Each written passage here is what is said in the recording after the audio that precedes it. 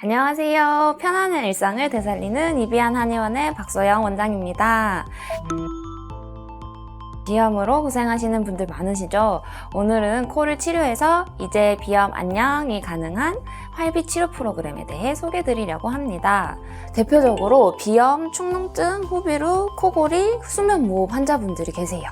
코의 질환은 대부분 만성인데 급성인 경우에는 즉 발병한 지 얼마 되지 않았을 경우에는 기본적으로 약국에서 약도 드셔보시고 이비인후과에서 치료도 받으시고 오시는데 만성으로 넘어갔을 경우에는 약을 오랫동안 드셔도 호전되지 않는 분들이 더 많으세요. 매년 증상이 재발되기도 하고 수술을 권유받아서 수술을 했지만 재발되고 또 코로 오랫동안 숨을 쉬지 못하니까 두통, 코골이, 수면무호흡까지 동반 증상이 있는 분들이 정말 많습니다. 비염은 말 그대로 비강의 염증이라고 보시면 되세요. 코안은 점막이라고 하는 특수한 피부 조직으로 덮여 있는데요. 이 점막을 적당히 촉촉하게 만들고 또 바깥 온도와 환경에 따라 적당히 붓고 가라앉게 만드는 조절 능력이 문제가 생기면 콧물이 너무 많이 나거나 아니면 또 코가 너무 건조해지고요. 또 점막이 필요 이상으로 붓게 되면 코가 막히게 되고 점막이 예민해지면 재채기, 가려움 같은 알러지 반응이 나타납니다. 이와 동시에 코의 숨길이 좁아지니까 코를 골게 되고 심한 경우에는 수면무호흡 증상까지 나타납니다. 또 비염 있는 분들 중에 머리가 계속 맑지 않고 멍하고 또 아프기도 하고 눈도 충혈되는 등 피로하신 분들도 정말 많으신데요. 이것도 코와 부비동의 문제로 나타나는 증상들입니다. 우리 얼굴에는 코 주위를 둘러싸고 있는 여러 개의 공기주머니인 부비동이라는 구조물이 있는데요. 부비동은 코와 연결되어서 공기가 드나들며 순환을 할 수 있습니다. 근데 이곳을 통해서 우리 뇌의 열이 잘 발산이 되어서 뇌가 식어야 되는데 코 숨길이 좁아져 버리면 열이 빠져나갈 곳이 없어져서 두통, 눈충혈, 눈피로 같은 연관 증상들이 나타나게 됩니다. 가장 먼저 일단 환자분들의 병력과 증상을 잘 듣고 저희가 12가지 맥을 검사를 하고요. 안면 체열 진단을 통해서 우리 몸에서 어떤 기능이 허약해져 있는지 파악하고 안면 순환은 잘 되고 있는지 경추에 불균형이 있지는 않은지를 파악하게 됩니다. 오래된 코질환 환자분들은 대부분 폐맥과 비맥이 허약한 경우가 많습니다. 더 고질적인 분들은 신맥까지도 허약해 계시고요. 축농증이나 목가래가 많은 분들은 위장맥의 순환이 떨어진 경우가 정말 많습니다. 코는 하나의 독립된 기관이 아니고 우리 몸 전체적으로 시스템적으로 연결돼서 기능을 하게 됩니다.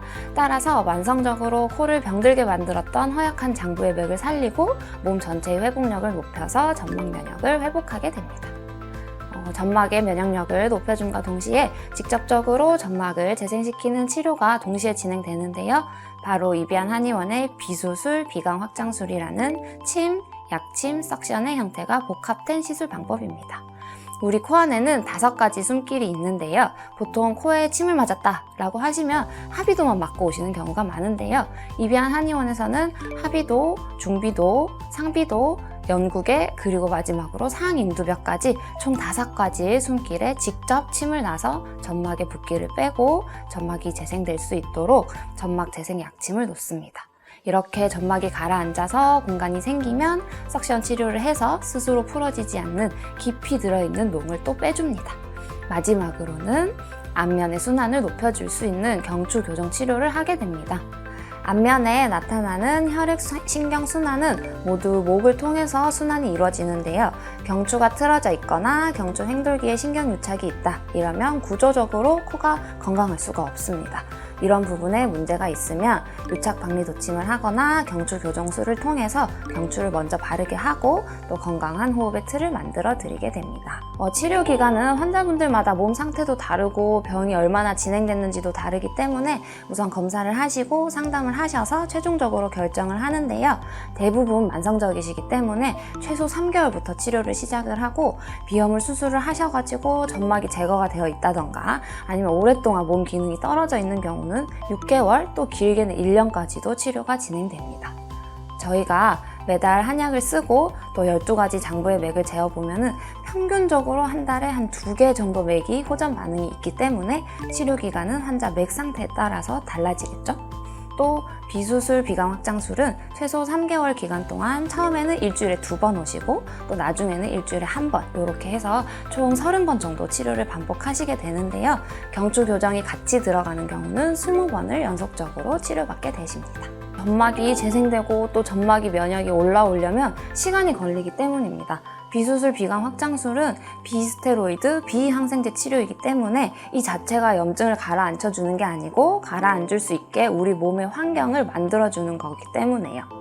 치료 초반에는 치료하고 나자마자는 코가 뻥 뚫렸어요 원장님 전 너무 시원해요 하시다가 한 2-3시간 지나면 다시 똑같이 붓는다고 하세요.